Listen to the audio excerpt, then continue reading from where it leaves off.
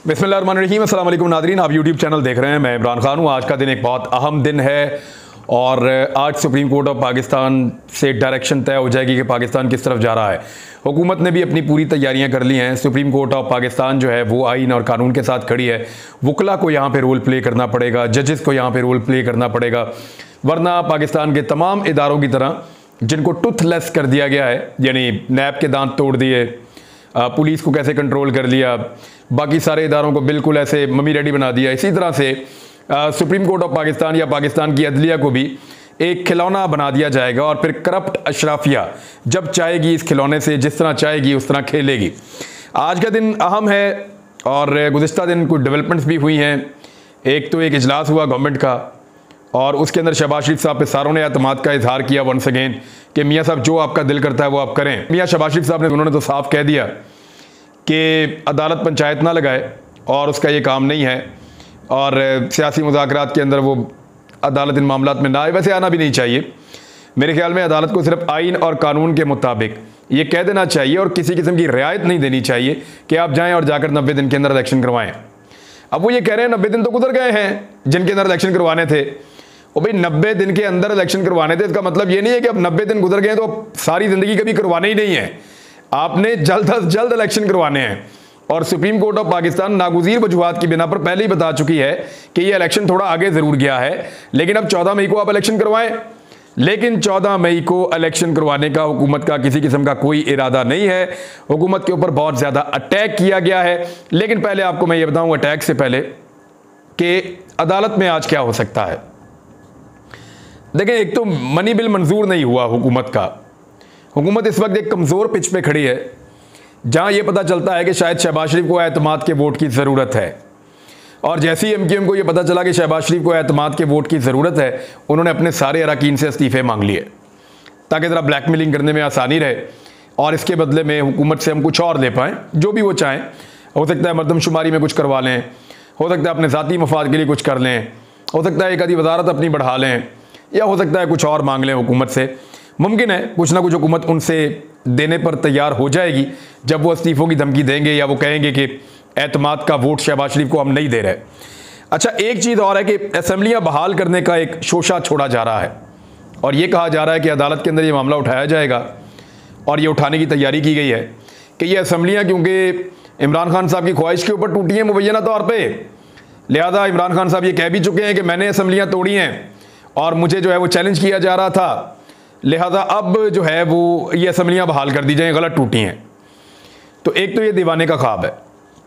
अगर पाकिस्तान तहरीक इंसाफ इसके ऊपर बिस्मिल्लाह करती है या तहरीक इंसाफ को ये लगता है कि इलेक्शन तो वो उनको मिल नहीं रहे, तो जब तक इलेक्शन नहीं मिल रहे अगले 3 महीने जब तक ये हुकूमत है, अगस्त तक 4 महीने जितनी भी ये हुकूमत है, तो अपनी हुकूमत क्यों ना बना लें पंजाब में और खैबर पख्तूनख्वा में दोबारा से।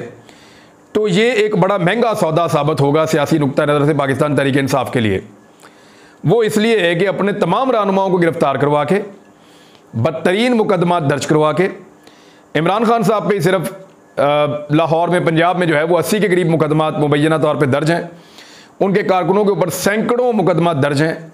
काफ़ी मार खा के और बहुत अजीबोगरीब सूरत हाल पैदा करके फाइनली अगर उसी हुकूमत को वापस ले लेते हैं इमरान खान साहब, तो ये सियासी नुक्ता नज़र से उनको एक बहुत बड़ा धचका लगेगा, उनके कारकुनों को बहुत बड़ी चोट पहुँचेगी और इमरान खान साहब की एक सियासी नाकामी और गलत फैसला करार दिया जाएगा।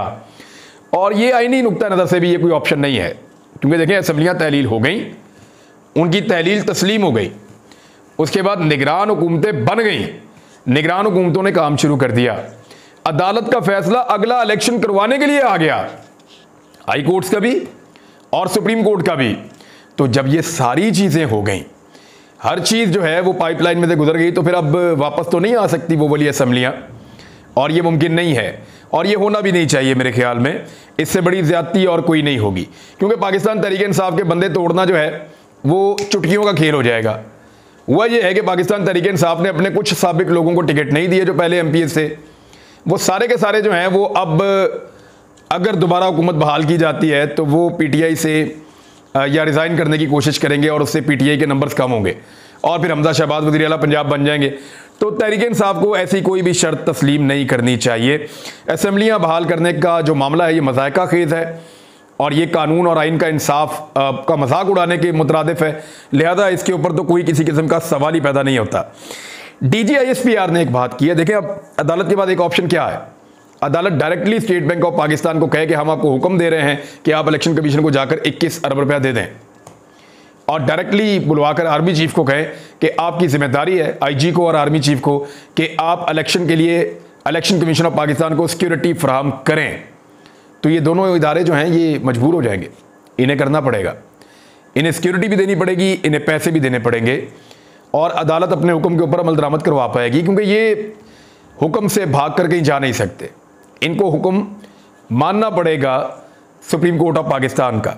अब इसमें यह है कि DGISPR ने कहा कि वो पाबंद हैं सिक्योरिटी फराहम करने के, और मुल्क में कोई नो गो एरिया नहीं है, तो ये तो बड़ी अच्छी बात है।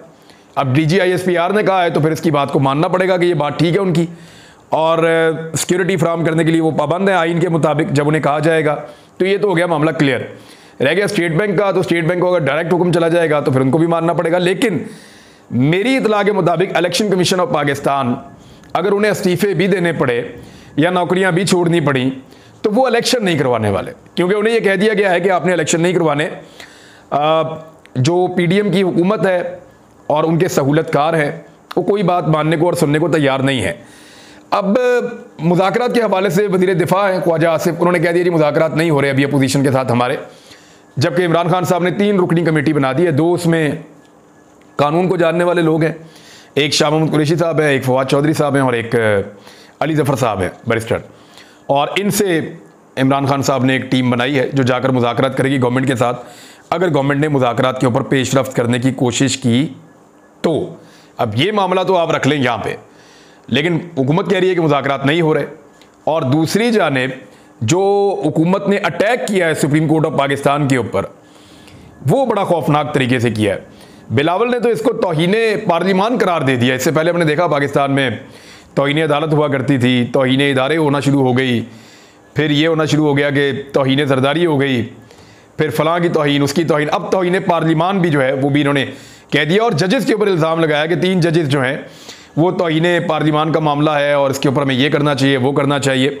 तो काफ़ी ज़्यादा बिलावल ने इसके ऊपर ले दे की है। तो मैं ज़रा तौहीने पार्लिमान के ऊपर जो लोग और भी बात कर रहे हैं उन्हें एक बात कहना चाहता हूँ कि तौहीने पार्लिमान पता कब होती है, या पार्लियामेंट की तौहीन कब होती है?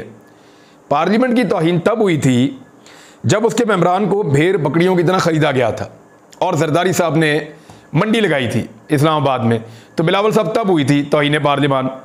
तौहीने पार्लिमान तब हुई थी जब इस पार्लिमान के अरकान ने अपने जुराइम पर पर्दा डालने के लिए NRO 2 लिया था, तब हुई थी तौहीने पार्लिमान। तौहीने पार्लिमान तब हुई थी जब इसी पार्लियामेंट में कौम का लूटा हुआ पैसा वापस करने की बजाय रिकवरी करने वाले इदारे नैब के कवानीन ही बदल डाले, यानी वो कानून ही ख़त्म कर दिया जिसके तहत पैसा वापस करना था। तो तौहीने पार्लिमान तब हुई थी। तौहीने पार्लिमान तब हुई थी जब एक दूसरे को चोर और डाकू कहने वाले तमाम अरकान ने एक दूसरे से हाथ मिलाकर एक दूसरे के जराइम की पर्दापोशी शुरू कर दी। तौहीने पार्लिमान तब हुई जब बाहमी सलाह मशवरे से तय किया गया कि किन किन नशिस्तों पर मुखालिफ कमज़ोर है, लिहाजा वो इस्तीफ़े मंजूर किए जाएं और इलेक्शन कमीशन को इसके लिए इस्तेमाल किया गया। तौहीने पार्लिमान तब हुई जब इसी पार्लिमान से आइन शिकनी की ख्वाहिशात ने जन्म लिया और 90 रोज़ में इलेक्शन करवाने से इनकार कर दिया गया, क्योंकि इसी पार्लियामेंट से वो आइन बना था और इसी पार्लियामेंट के अंदर उसकी तौहीन की गई है और आइन शिकनी की गई है।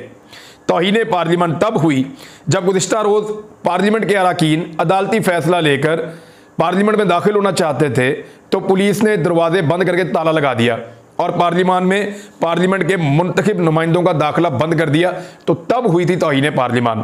तौहीने पार्लियामान तब हुई जब अरकान असम्बली, इसी पार्लियामेंट के अरकान असम्बली एस्टेब्लिशमेंट के इशारों के ऊपर कभी एक तरफ और कभी दूसरी तरफ फुदकते रहे।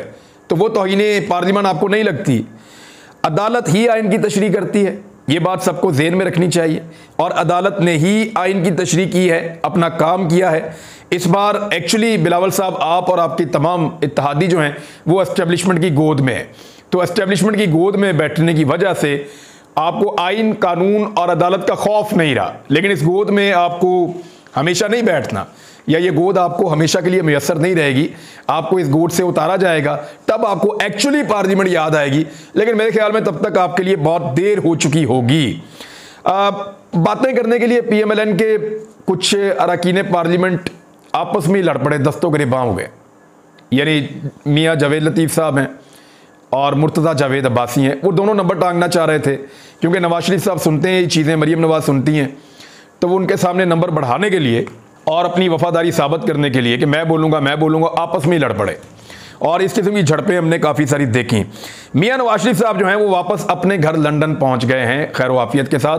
पूरी कौम को अल्लाह ताला का शुक्र अदा करना चाहिए कि मियाँ नवाज शरीफ साहब ने लंदन से लेकर सऊदी अरब तक, ये बिल्कुल ही साथ ही है सऊदी अरब, यहाँ तक का सफ़र इतनी ख़राब तबीयत के बावजूद किया कि जब वो 4 साल से ट्रैवल नहीं कर पा रहे हैं पाकिस्तान की जानिब, तो मियाँ नवाज शरीफ साहब को डॉक्टरों ने इजाज़त दी और उन्होंने लंदन से उम्रे का सफ़र बांधा। वो वहाँ पर आए, उन्होंने उम्रा किया, वहाँ पे 10-11 दिन गुजारे।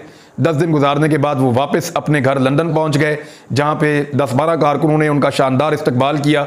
उनके ऊपर फूलों की पत्तियाँ भी निछावर की गई, उनके लिए नारे भी लगाए गए और मियाँ नवाज शरीफ साहब अंदर चले गए।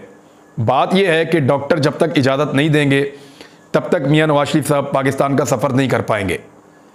यानी लोगों को इन्होंने बेवकूफ़ समझा हुआ है।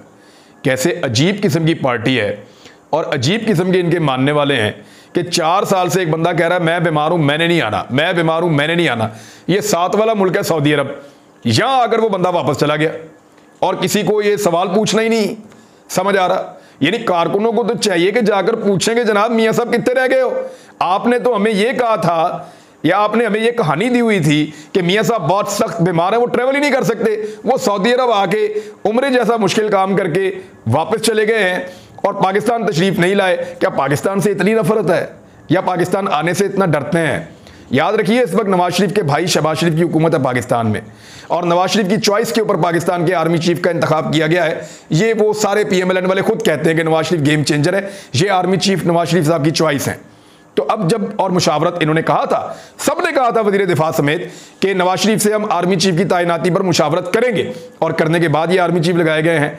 तो जब सारी चीज़ें आपकी फेवर में हैं तो फिर नवाज शरीफ साहब पाकिस्तान आने से क्यों डर रहे हैं? एक्चुअली ये इनका घर नहीं है, उनका घर उधर है जहाँ वो जाते हैं वापस।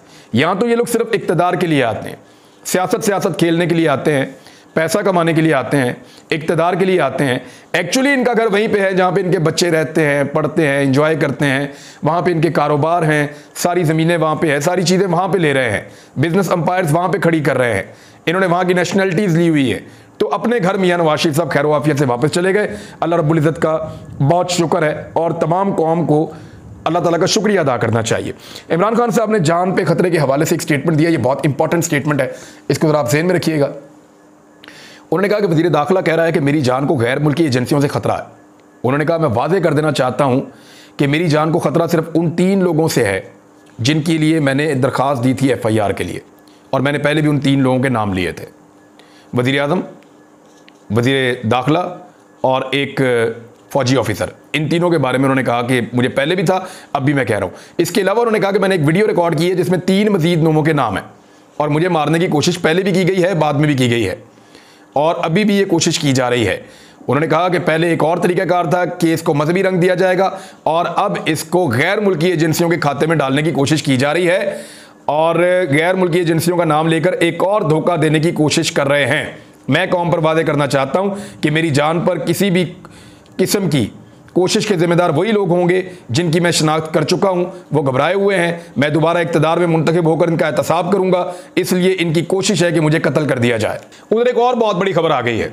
हम सारे इंतज़ार कर रहे थे कि TLP के साद रिजवी साहब कोई एहतजाज का ऐलान करेंगे। उन्होंने कहा था जी हम रोज़े रख लें, तरावियाँ पढ़ लें और ईद के फ़ौरन बाद जो है वो अगर पेट्रोल सस्ता ना किया या महंगाई कम ना की हुकूमत ने तो फिर हम एक एहतजाज करेंगे। तो हम ये सोच रहे थे कि ईद के फ़ौरन बाद हो जाएगा, सारे लोग सवालात भी पूछ रहे थे, सोशल मीडिया पे भी ये क्वेश्चन मौजूद था। तो साद रिजवी साहब आए और उन्होंने एक ऐसा ऐलान कर दिया कि जिससे दोबारा ये मोहर सब्त हो गई कि वो एस्टेब्लिशमेंट के कंट्रोल से शायद बाहर नहीं जा पाए। यानी उन्होंने 11 मई का इंतखाब किया है लॉन्ग मार्च के लिए कि हुकूमत को 11 मई तक का हम टाइम दे रहे हैं, या तो आप पेट्रोल की और दूसरी चीज़ों की कीमतें आप सस्ती कर दें वरना 11 मई को हम निकलेंगे। अब मुझे आप एक बात बताएं कि कोई ऐसी सियासी जमात होती है जो इलेक्शन से 2 दिन पहले लॉन्ग मार्च कर दे? कोई। इन्होंने तो इलेक्शन लड़ना है, इन्होंने तो अपने टिकट दिए हुए हैं, इनके तो बंदे इलेक्शन के अंदर जा रहे हैं। तो इलेक्शन से 2 दिन पहले लॉन्ग मार्च की कॉल कोई समझ आ रही है आपको? लॉन्ग मार्च का मतलब क्या होता है? या तो आप अपना मुतालबा मनवाएं, या आप हुकूमत से कहें कि इस्तीफा देकर घर जाओ, हम नए इलेक्शन करवाना चाहते हैं। आपको नए इलेक्शन मिल रहे हैं, बजाय इसके कि 14 मई के इलेक्शन लड़ें, फोकस वहां पे करें। इनका फोकस इस चीज पे आ गया कि हम लॉन्ग मार्च करने जा रहे हैं 11 मई से। अब इसको जरा आप समझें, वो कौन है जिसने इनको बताया कि इलेक्शन नहीं हो रहे 14 मई को, या इन्हें यकीन दिलाया कि इलेक्शन नहीं हो रहे, आप लॉन्ग मार्च की तैयारी करें। और ये तो एक प्रेशर डालने का टैक्टिस है। ये कहा जाएगा पाकिस्तान पूरा जी बंद हो रहा है, वो देखें सड़कों पे आ गए हैं तहरीके लब्बैक के लोग, और वो देखें जी हर तरफ अफरा तफरी फैल रही है, लिहाजा हम किस तरह इस माहौल के अंदर इलेक्शन करवा सकते हैं। इलेक्शन कमीशन भी हाथ खड़े कर देगा, पुलिस और सिक्योरिटी वाले भी कहेंगे जी हम क्या करें, बताएं हम क्या कर सकते हैं। तो ये इसका मतलब है कि मोहरे पहले भी इस्तेमाल होते थे, उन्हें अब भी इस्तेमाल किया जा रहा है। अब तक के लिए इतना ही। अपना ख्याल रखिएगा, अपने इस चैनल का भी। अल्लाह हाफ़िज़।